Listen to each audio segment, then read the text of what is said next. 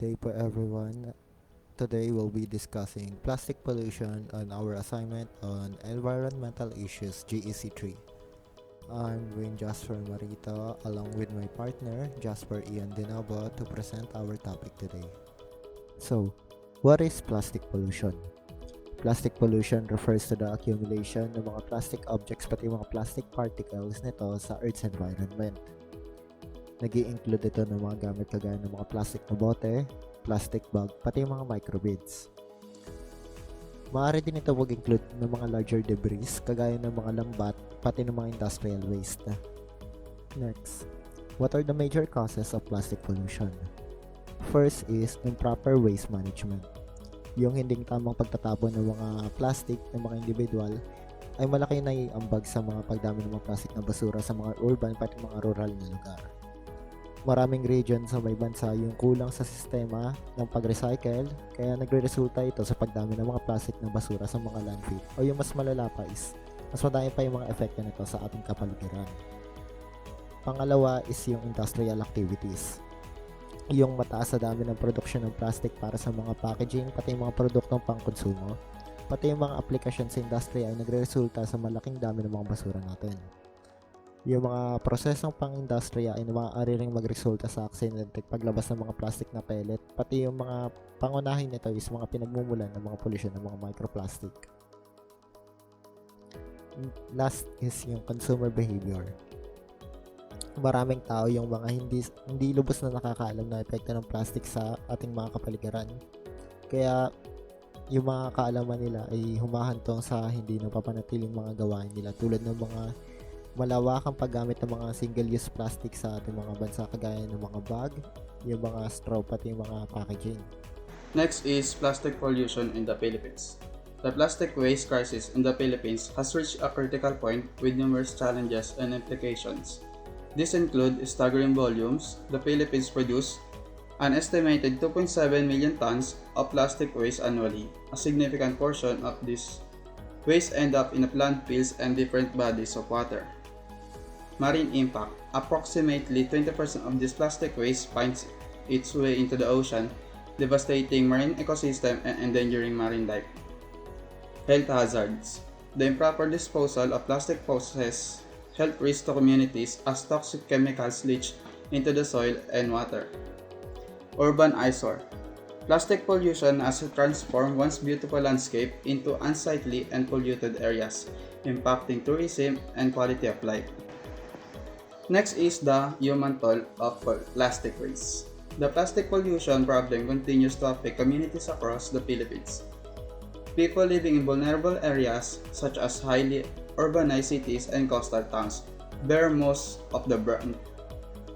Coastal communities. Fishing communities face declining catches due to plastic contamination in water and coastal areas. Health impacts. Plastic pollution contributes to health issues, particularly among marginalized communities living near polluted areas. Economic losses.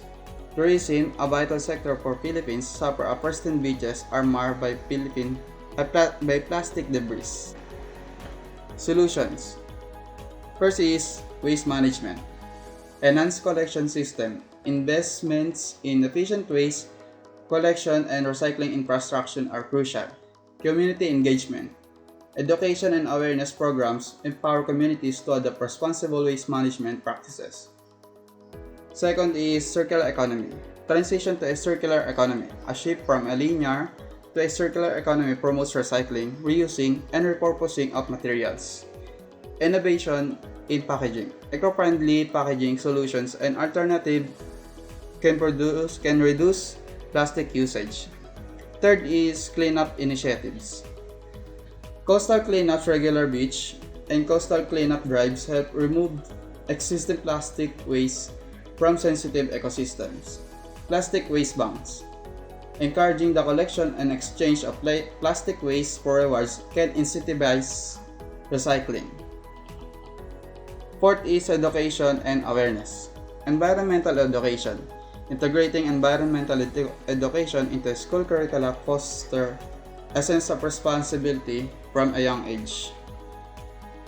Media campaigns. Engaging media campaigns raise awareness and mobilize support for plastic pollution solutions. Fifth is collaboration. Public-private partnerships, collaboration between government, business, and civil society organizations strengthens plastic waste management efforts. Innovation hubs. Establishing innovation hubs and research centers can drive the development of sustainable alternatives to plastics. Next is promote biodegradable alternatives. Yung paggamit ng mga biodegradable materials bilang alternatibo sa mga traditional na plastic ay makakatulong upang bawasan ang epekto nito sa kapaligiran dahil mas madali itong matunaw. Susunod naman nito is yung strengthen legislation and policies or palakasin yung mga batas at patakaran. Yung pag-i-implement pati yung pag-i-enforce ng mas mahigpit na mga batas at patakaran tungkol sa mga produksyon, paggamit, at pagtatapon ng plastic ay makakatulong upang mas epektibang mapahamahalaan natin ang mga polusyon sa plastic.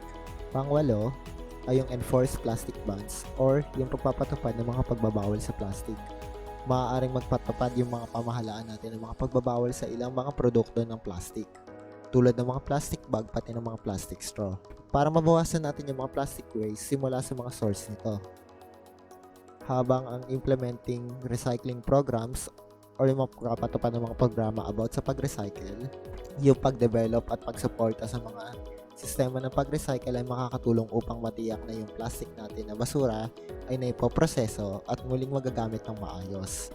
Magbabawas ito sa dami ng basura na napupunta sa mga landfill pati sa mga karagatan natin. Last is encourage corporate responsibility or ang paghikayat sa mga pananagutan ng mga kumpanya. Yung mga businesses can play a key role by adopting sustainable practices such as yung pagbawas ng paggamit ng mga plastic packaging, pati yung paggamit ng mga eco-friendly materials. Sana po ay may natutunan kayo ngayon sa aming presentation about plastic pollution, pati yung mga current situation nito sa ating bansa. Ako nga po ulit si Wayne Jasper Marito, pati po ang aking partner na si Jasper Ian Denoto. Salamat po sa pakikinig ninyo sa aming presentation ngayon.